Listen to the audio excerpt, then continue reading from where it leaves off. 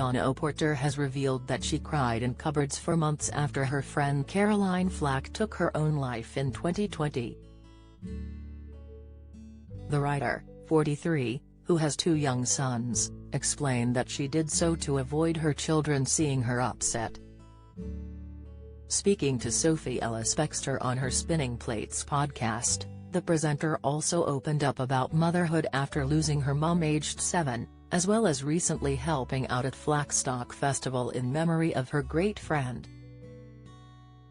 Reflecting on her grief when losing Caroline, Dawn said, "My children were so young at the time, only 5 and 2, she died on the 15th of February, just before the pandemic got its claws into us all. Which is just so weird because I just blurred the whole thing together now I think. I got COVID on the way back to LA from her funeral on the Friday, and then the world shut down on the Monday. It's just this weird period of grief, not being able to leave the house and still being in floods of tears for 6 hours a day. With 2 kids at home, I cried in cupboards. I just didn't want them to see. They were going through enough, school had just been shut down, my 5-year-old is being forced to do some weird thing on his computer which he didn't know what was going on. Trump's voice was blaring through the radio, everyone's going to die, oh my god we're all dying. And I was like, what the kids are about to go through is so, whatever, it's happening, I'm not going to put my grief on top of them as well. So I dealt with it quite privately in a little bungalow that we were living in at the time. And somehow realized the importance. I didn't have a very big one but I had a walk-in wardrobe, that a mom must always have one so she can always go there and cry. In terms of the day itself, I got a call from my friend Josie at around 7:30 in the morning, about an hour before it broke on Twitter. I am just eternally grateful that I heard it from her rather than if I had woken up late that morning and saw it on the internet, that's just terrifying. Chris was in the living room with the kids, and I just texted him to say something really awful has happened, can you put the TV on, and just came to me. And I can't imagine what he was faced with when he came into the room. I was just howling. About the festival put up in tribute for Caroline, Dawn said, it was absolutely incredible. We put on a festival for my good friend Caroline Flack because she loved festivals and she loved dancing, singing, it just felt like the right tribute. Natalie Pinkham came up with the idea, texted me and said would you be up for helping? And I said yes but I really meant no. I honestly found the whole thing a bit too soon, very heartbreaking and terrifying. Like, how the hell are we going to put on a festival, it's no joke. She asked more people who came on and it's okay, we can do this, we're a connected group. As long as we get funding, and we can pay to have it put on properly, I think we can do this. McDonald's was our main sponsor, they gave us £300,000, I don't know if I'm allowed to say that. It got the costs of running the festival sorted, and as soon as that was done, and I knew that the infrastructure was secure, I felt a lot better about it. We had about 4,500, it was on a Monday, started at about 4 in the afternoon and finished about 10:30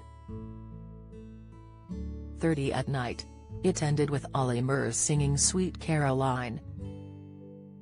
The crowd was unbelievable, it was the most incredible energy. I was on stage quite a lot because I just couldn't get off it. My thing at the start was we're doing this with the hope of abolishing shame around people dying this way, we want people to feel they've got support and can talk about this, and as much as it was a memorial it was that too. I just feel like everything about it was perfect. There was so much crying, so emotional.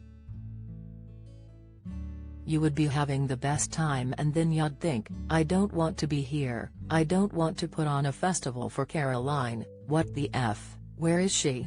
Why aren't we at Latitude this weekend having a great time? That would just hit you every now and then. But life is life, people die, and you've got to celebrate them. You've got to put out a message of hope and positivity. On the loss of her mother hitting her only this year, she said, "The only time when I felt it, she died when I was really young, she died just before I was 7, so I don't have memories of her, I've never missed her." You feel a gap in your life and wondering what was supposed to be there, but it's not an actual missing feeling. It's a different kind of grief, a different kind of emptiness I had. The only time I ever really felt it was this year. My eldest, Art, his birthday's 2 days after mine. On my birthday this year, he was the exact age I was when my mum died, and I just kept having these moments where I was looking at him going, I always thought I was a little girl. I thought I was younger and less emotionally mature, but I look at him and think, gosh, you know exactly what's going on. If that happened to him now, he would be absolutely distraught. So I just realized what trauma went into my body at that age and what got buried.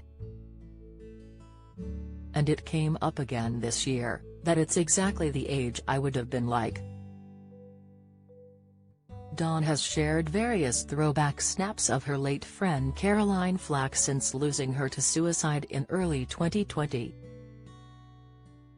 A few months later, in June of that year, she posted one of the pair with BBC Radio 1's Gemma Kearney as they all flashed beaming smiles at Glastonbury Festival. Dawn said that the annual event is where she and Caroline had the most fun and admitted she has been imagining them there together all week.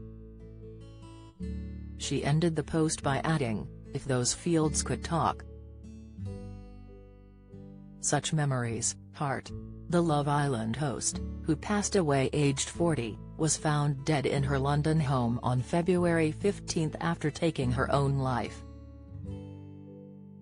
Earlier that year, Dawn opened up about struggling with grief following the death of her close friend and regularly shares memories of the two of them together. Since her death, Dawn has regularly posted tributes to the star on her Instagram page and shared touching insights into their friendship. Dawn candidly detailed her experience with grief and shared an old photograph of the duo at an event together in 2015. Alongside the image, Dawn penned, "This was a big night for me. Caroline showed up, as she always did. I keep waiting for it to feel easier. It doesn't apostrophe t. If you are struggling with depression or suicidal thoughts, you can contact the Samaritans helpline 24/7 on 116 123 for help and support."